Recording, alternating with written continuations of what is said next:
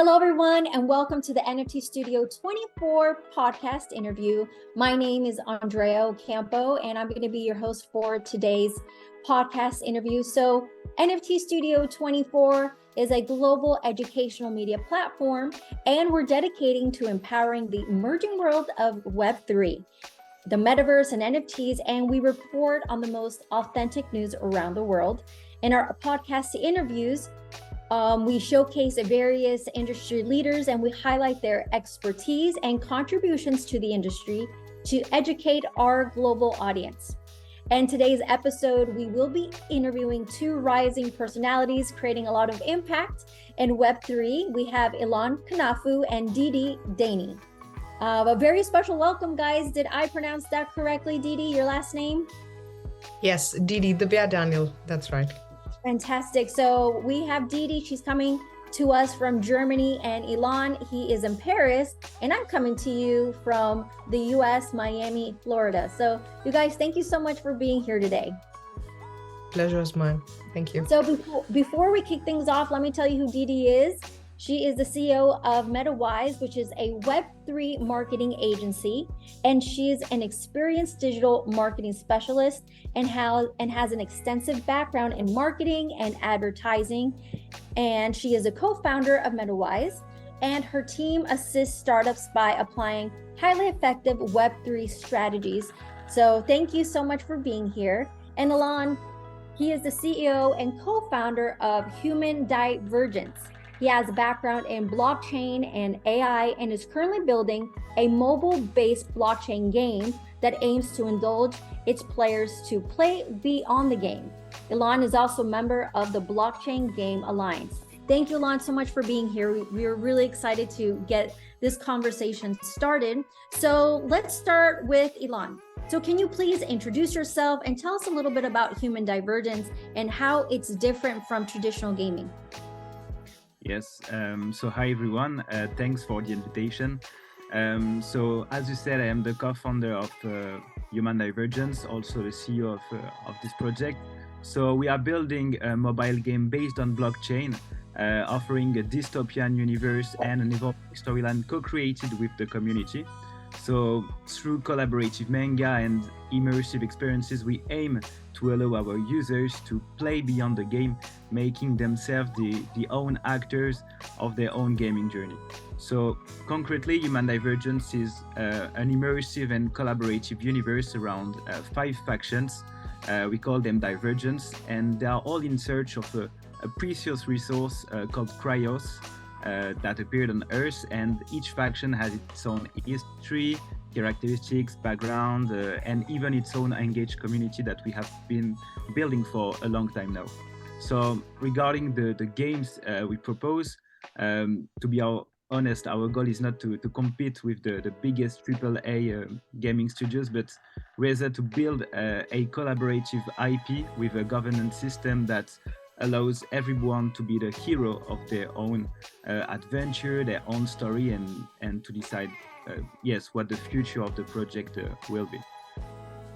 And Illan, I mean, it sounds like quite an extensive idea. How long have you been in the works in creating this? Yes, we have been creating this for 2 years now. We were only 2 at the beginning, my co-founder and I, because we were engineer by training. And after that, we gathered a whole team. We raised funds in France, and we gathered now 10 people in the team. And yes, we are thriving in the Web3 ecosystem. And to come back a little bit on the gameplay, the thing is that we want to familiarize our community with the universe that has been co-created with them over a year now.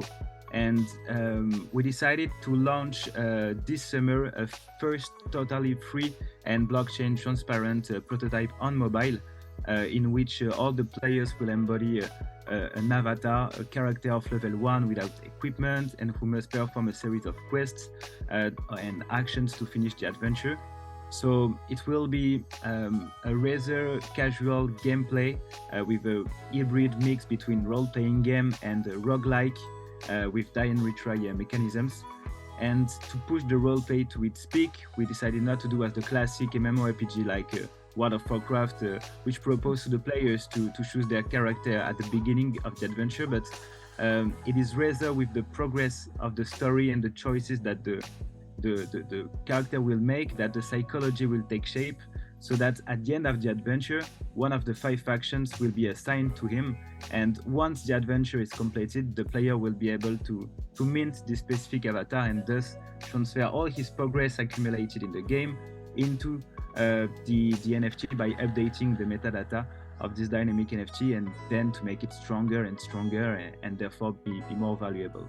So from that moment, these playable NFTs will have a wide scope of utilities. So both on the game than in real life, all this to play beyond the game, which is our catchline. Oh, well, I definitely love the catch line. There's so much to unpack. Thank you so much for describing the game. Now, Didi, we would love to hear about you. Can you introduce yourself to us? And what is it about Web3 marketing and how is it different than traditional marketing? Sure. Hi guys, so I'm Dhivya Daniel, or Didi, CEO of Metawise, a Web3 marketing agency.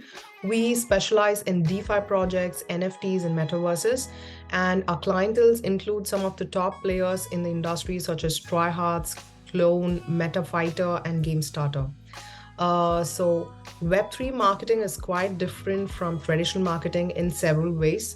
To begin with, I think it's community-centric. That's the core factor here. In traditional marketing, the focus is mainly on promoting products and services, whereas in Web3 marketing, the focus is on building a strong community of users who are more engaged and who will be a loyal user base.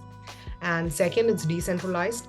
Web3 marketing is more decentralized. It's based on decentralized networks and blockchain technology.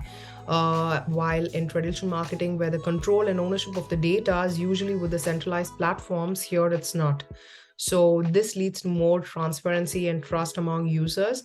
And the third is the tokenization itself. So Web3 marketing often involves tokenization, where digital tokens are used to incentivize users to participate in the community or perform specific actions, right? So this incentivization model is unique to Web3 marketing, and it's not commonly seen in traditional marketing. Hope this explains, yeah. Honestly, that was one of the most thorough and well put explanation that I've asked a lot of people. So I completely get it. And Didi, I would love to know, what was it about Web3 marketing that drove you to launch your business? I mean, what was it specifically? For us, it was more of a very natural progression. So we were into Web2 marketing. And when Web3 happened, our clients went to the space and they wanted us to try. And at that point in time, everything was nascent. Those times were completely filled with DeFi projects. And, we were just experimenting, building communities in a platform like Telegram. And there was no set of rules. It was completely experiment and see. And thankfully, our research and experiments were really successful. We got a lot of ROI for our clients. Some, we got more than 100x return on the token prices. And then, of course, so it was worth doing a business out of the idea and the service itself. That's how, Metawise was born. Well, thank you so much for sharing your story. Again, there's a lot to unpack with how you launched Metawise, your company and what you guys are doing. So Illan, let's talk about you. You mentioned that Human Divergence is community-based, obviously, and what we love so much about Web3. How important is a community to Web3 for your game, and why did you pick this specific structure for your ecosystem? Well, first, the use of a community-based structure for a Web3 game makes sense because it aligns with the fundamental principles of decentralization and democratization that underpin blockchain technology. And obviously, as Didi just said before, community is an essential component of Web3 and mostly gamified because all these games rely on the participation, engagement, commitment of players to function effectively. I mean, in a Web3 game like Human Divergence, players can trade in-game assets, collaborate to solve challenges, and participate in a DAO that govern various aspects of the project. And all these activities require strong community of players who are invested in the games ecosystem and who are committed to its success. So that's why I think that Web3 is really community-based and not only in gamified projects, but all the Web3 projects. Community will always be such a theme in this industry, but do you think it's hard to build community overall, considering that's one of the pillars to be able to, market it and to be able to execute your project and your game? How hard has it been for you, Illan, to be able to build community, or how easy has it been, or a little bit of both? Yes, a little bit of both, because we have been witnessing the bull markets at the beginning of the project. So it was really easy to get a lot of people behind the project. It was 2 years ago, so we didn't had to launch a lot of marketing stuff to get a lot of people behind the project. But now it's more complicated. We have to be more relevant in the way we communicate with the people, and we have to engage the people through many things that wasn't existing before, just like Crew3, Dialogue, Tropy, and all other softwares like that, which are really relevant today to create a community behind a gamified project. Well, thank you so much for breaking that down, because, at the beginning, obviously in a bull market, it's like a roller coaster. Everybody's arms are up, they're excited, right? So, and I've seen that although community is incredibly exciting, there's a lot of ups and downs, especially with how the market is, so, but it's the reason why we do all these amazing projects to community to begin with. So Didi, let's chat with you. Since the metaverse is obviously a new industry for many of us, how does Metawise help small projects overall establish their brand image in a virtual world? Do you find that you have to do a lot of education before you do any execution? Yes, I would definitely say yes. Metaverse has been causing a lot of buzz these days, and for good reasons. It's one of the most sought after industry right now by all the Web2 brands. And brands are eager to establish their presence in the metaverse, right? So that's where we come in. We are a team of experts who help Web2 projects create successful brand presence in the metaverse itself. And we take holistic approach to help our clients understand what a metaverse is, the education factor, and how it can be leveraged to promote the brand. And we start with consultation, where we educate, find the target audience, identify which virtual worlds are suitable for the target audience, and the technologies that these guys should be using, right? And then we develop a marketing strategy that aligns with the brand's identity itself. From there, we do the designing and the developing of immersive and engaging virtual experiences that reflect our clients' brands. But we usually cannot stop there. We also provide community management services to help our clients build a strong online presence in the metaverse. This involves managing social media accounts, the basics, engaging with users, building relationships with other businesses, because here partnerships are very important, and influencers in the virtual world. Finally, we offer analytics and optimization that helps a client measure the success of their metaverse marketing campaigns and make data-driven decisions. Yeah. I definitely love that you broke that down, because it's a process, right? Especially the educational part with the brands. The more brands I speak to, it's that one question that I get all the time, like, how do I get into Web3? How can I be in the metaverse? Do you find that there's specific themes that are very common with a lot of brands as to specific questions that they're asking you? I mean, is it, how do I get into the metaverse? Or is there a specific question that you find yourself always answering? You mean how they integrate into the metaverse, right? Yeah, overall, because I find it very, the questions that I always keep on getting with brands. Yeah. So specifically for you, is there a theme that you're seeing or questions that you're always answering?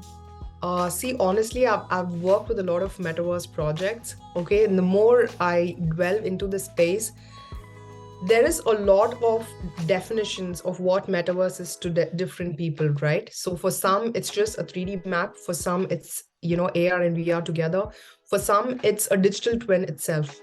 But overall, where I see the industry heading, or the need of the Web2 companies, is that as we go further, even your regular websites would be replaced with metaverse experiences, okay, for brands to give their users a real experience of, just being there at the store, just via your PC.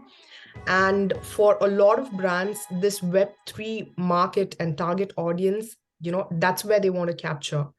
And this can be done through your metaverse events or, metaverse client engagement campaigns. That's the hot theme that I've noticed. Well, I definitely love that. And thank you so much for breaking that down. Illan, you put a lot of emphasis overall on the lore around the project, which is so special. So why the choice to have released a manga before the actual video game? Obviously, as we said before, the essence of Web3 is the community, the power, the people. So it seemed illogical to us to impose the narrative around the universe. Then we started from the observation that to create a major work, we must have solid writing foundations. Just seeing Harry Potter, J.K. Rowling had written a book before being adapted into a film. Even One Piece was a paper manga before being an anime. Same thing for Stan Lee. He wrote Marvel comics before being adapted in other formats as we know today. So in short, I firmly believe that if you want to create a strong IP, you have to begin with a coherent and interesting story. That's why we decided to start with a dense collaborative manga that serves as a reference for the universe. From now on, our NFT holders can already vote on our website directly with a DAO system for elements of the storyline that we integrate in the manga by publishing new chapters every 2 weeks directly on our website. It is then from this first volume that we decided to adapt the story in different formats, like the mobile game that we will release this summer, which will be a spin-off to a character vaguely referred to in the manga. So yes, the video game is a major element of the project, but it is rather the principle of governance that we highlight to allow our community to influence both the gameplay and the storyline of the project. Illan, I thoroughly agree. I'm actually in the midst of writing a novel that is going to be turning into an NFT collection. So I understand how important to be able to ground such a huge project in a story, so when you said, strong IP, and to be able to really capture the lore from the beginning, I honestly think that is the magic sauce with absolutely everything, especially in what you are building. So definitely congratulations. And I love the fact that you talked about IP. That strong IP is definitely gonna take you from beginning to end and get your community very excited as to what you're building. Yes, and so, also the first user base that we will have in our game will finally be the first readers of our manga. So we know that when we will release the game, we will have the thousands of people who are reading the manga every day on our website who will play the game. So that's cool for us too.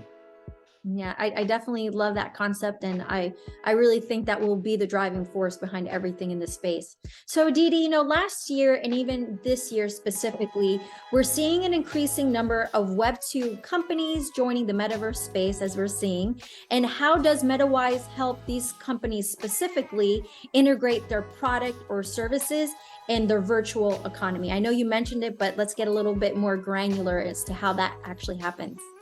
Sure, definitely. So right now, to help these companies integrate the products and services in the virtual world, we use a holistic approach. these will come back to the fundamentals. So number one will be your analysis and strategy. We begin with the analysis of the company's existing products and their market position. From there, we collaborate with them to craft a holistic metaverse strategy that supports the business goals. And number two will be the marketing itself. Once the strategy is defined, we create content that connects with the metaverse audience, because this would be quite different, right, compared to your traditional marketing. And produce creative assets which align with the product's brand. In the next steps, we execute the campaign. So this would include your influencer marketing. We do PR, data-driven marketing in the space to amplify the presence of the project. And the last would be the results. We measure the success of our efforts relying on the predetermined metrics. We see, if what the strategy that we had put in place has worked. If it exceeds expectation, then we increase the budgets there. If not, we optimize and then we find an alternative solution. So this is the regular, formula that we work with. Well, it's wonderful. Is there anything specifically right now that has you excited, Didi, regarding the virtual economy? Any type of trends that you're seeing, that you're integrating, anything specifically? Yes. So actually right now, a big concern for a lot of clients are that there are different metaverses. To enter these metaverses, you need different tokens, you need different avatars. So everything is like a standalone, right? So so one of our clients, they're called Clone. They're working with a concept where it's making all the metaverses seamless, and it's also helping with the customer loyalty and more like a digital assistant, which is helping you with your metaverse experiences. Bridge across all the metaverses that's coming across. So I thought like this trend was really good, the concept of the project itself. And so I love that, because I think the biggest challenge as to what we've seen is the interoperability between everything. How do we make this as seamless as possible, because we have all these amazing projects and games and whatnot, but how do we experience it all, right? Because it's complicated as it is to onboard people. But I definitely love that you actually brought that up. And I think a lot of companies right now and a lot of Web2 companies are asking that specific question. How do we make this as seamless as possible? So exactly. Illan, in your experience as a co-founder, what aspect of the Web3 game is important that Web2 games don't offer currently? Instead of focusing on the commonly discussed benefits of blockchain, like ownership, scarcity, security, I think that I would like to highlight how Web3 is revolutionizing the game development process. With Web3, the community is at the center of the iteration process, where game studios collaborate with their community to create a gameplay experience that satisfies their players' needs even before the game is released. So, I mean, there would be no more failure like the last Battlefield or Cyberpunk games, for instance, thanks to this iteration process. In the Web3 industry, it wouldn't happen. And by engaging with the community early on, game studios can get a valuable feedback that can improve the gameplay, mitigate risks also, and therefore reduce all the costs, because the marketing will be really targeted with the good aspects. And yes, the community-driven approach to game development, I think, is changing the way we create and design video games. And this is the aspect of the Web3 game, which is the most important thing that we don't find in the Web3 games today. Mm-hmm. And specifically for you, what's getting you really excited about this space? I would say that one of the things that I am really excited about is you said it just before, interoperability between the different projects. This is basically, the idea that different blockchain networks and applications can communicate with each other. And in the context of gaming, this means that players can use their in-game assets across multiple games and platforms, creating a more fluid and interconnected gaming experience. So yes, I would say interoperability. Okay, awesome.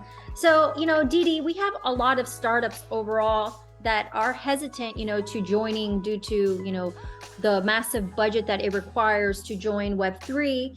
How much budget does a startup need to fully promote themselves in the metaverse? Good question. So the cost of promoting a startup in the metaverse depends on your marketing campaign goals, to be honest. Yeah. So you need to identify which target audience and the chosen platforms and technology that one would want to use. While promoting a startup in the metaverse, a massive budget is not always required. Cost-effective strategies can be used by startups by promoting themselves in the metaverse. To give you a number, I've seen startups hosting metaverse events for the brand exposure starting from $5,000. That's not bad. And the more mainstream it gets, the lower the cost it becomes. Yeah. That's wonderful. And can you give some examples of some of how people can promote themselves in the metaverse? I mean, is it billboards? Are there virtual billboards in the metaverse? I mean, yeah, billboards are major, not just with metaverse, but also games, right? So I'm sure Illan also would agree. Almost most of the Web3 games that we see, one of their primary source of income is through in-game billboard ads, and the same would be true with metaverses. But let me give you a very practical case study. So we have a client, traditional Web2 client, and they are into jewelry, fashion. So they hosted a metaverse fashion show recently, right? And the people who were not it was just online, so people from around the world were able to come and experience, and it was very inclusive and very indulgent for people to come experience the metaverse and not just the product themselves. So wonderful. That's one case. Yeah. Thank you for sharing that. And Didi, do you remember when you first heard about Web3 and why it sparked your interest? So good question. So as I told you, it was our clients, it was a Web2 clients who ventured into Web3 in the beginning. At that point in time, it was DeFi that was the key factor. But then being in the space, you learn a lot, right? It's a completely new canvas where you have to experiment and find what works. And what sparked my interest with Web3 was it was super challenging. And when it comes to marketing, every 3 months, you have to completely redo yourself. What worked last year doesn't work this year beginning. What worked this year Q1 is not working now. For example, influencer marketing are right now not that effective, whereas your PPC ads are more effective. So depending on your Bitcoin price, the whole marketing strategy goes for a toss. And as a marketer, it's definitely intriguing and challenging at the same time. Yeah. Of course. Well, thank you so much for sharing that. How about you, Illan? Do you remember when your ears perked up as to Web3? I mean, have you always been a gamer? And do you remember that one project or that one thing that you said, I have to do this forever?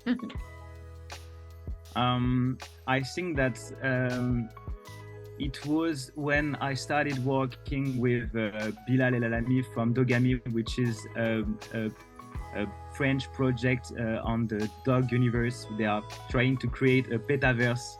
I don't know if you heard about this, but this is a French project that was released 2 years ago, and I was working with their CTO at that time, and he encouraged me a lot to create my own project, and that's how I was like, okay, I want to be an entrepreneur. I did studies in this field too, and I tried a lot of startups before, but there was not really successful at that time. And as you said, I was a gamer for a long time ago, and yes, by seeing Dogami, I was like, okay, I want to be an entrepreneur in the Web3 field and mainly in video games. And yes, I tried to create my own game. I tried to create my own mint website, the NFTs, which were really ugly at that time.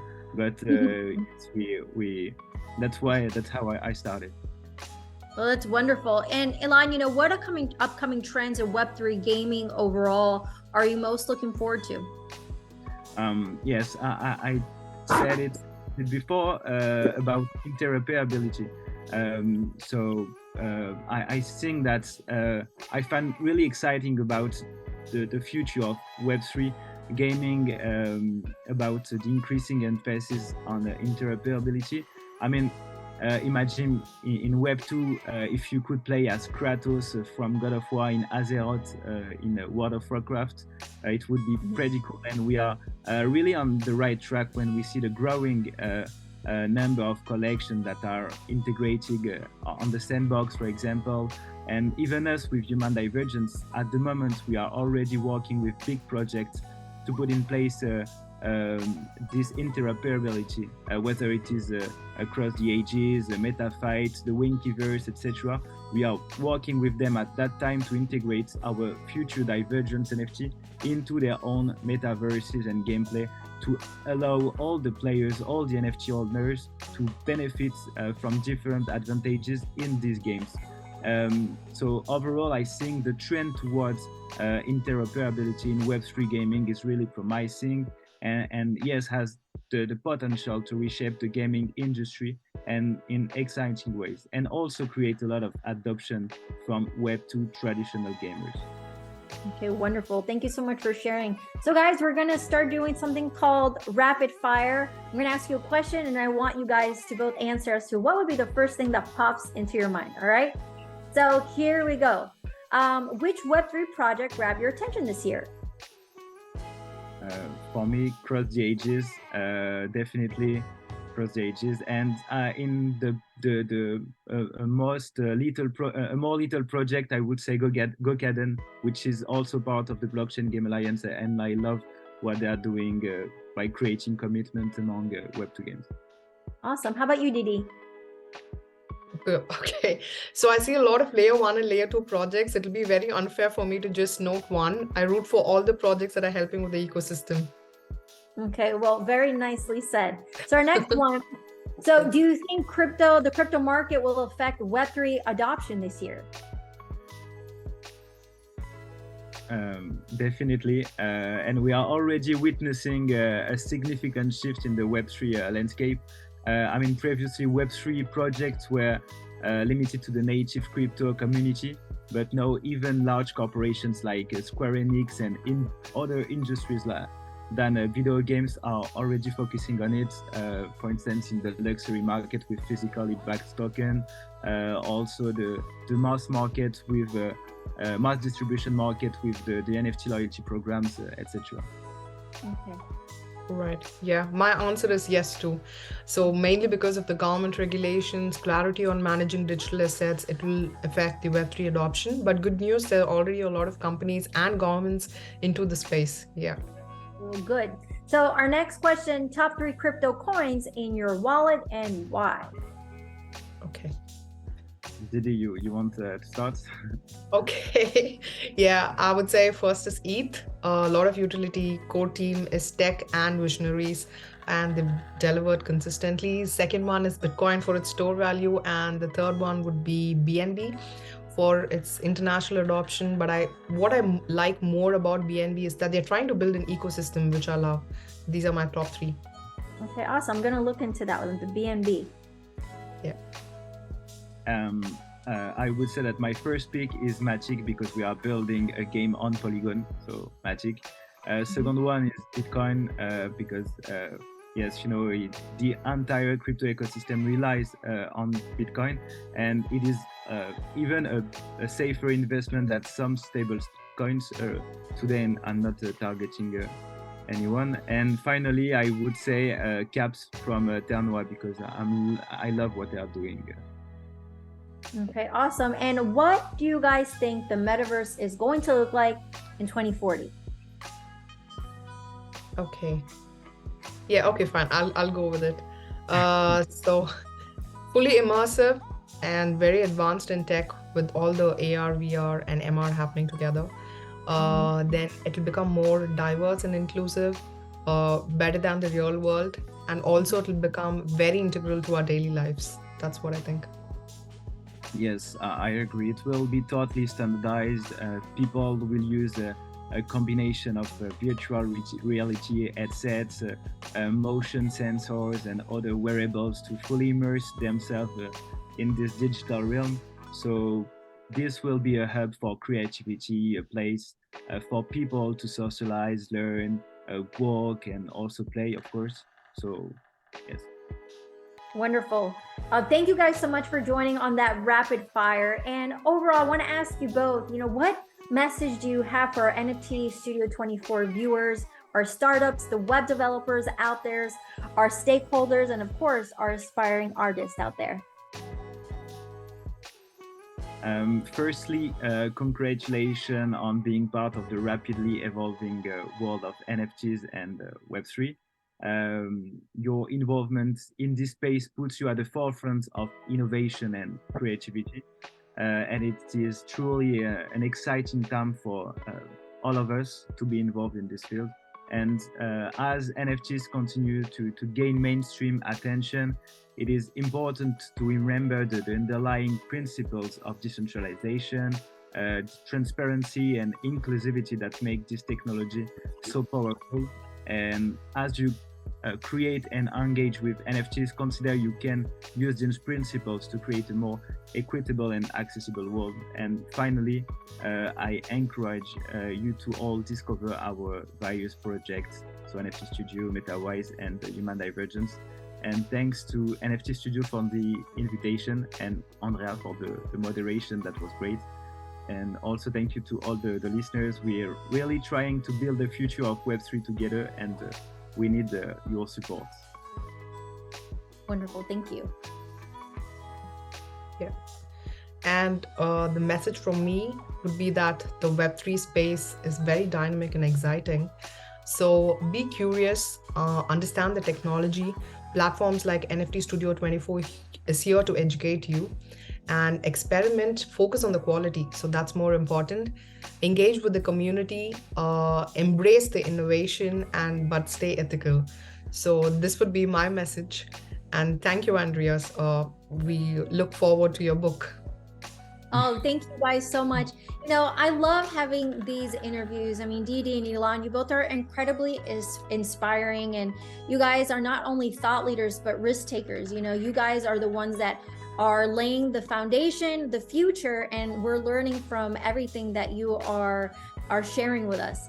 And all of our viewers at NFT Studio 24 and Hinza over there at NFT Studio 24, we thank you guys so much, and we look forward to continuing these awesome podcast interviews. Again, thank you again so much for blazing a trail here in Web3, and I can't wait to continue this journey. I can't wait to catch up with you guys in the future. Thank you so much for joining us. Thank you. It was a pleasure.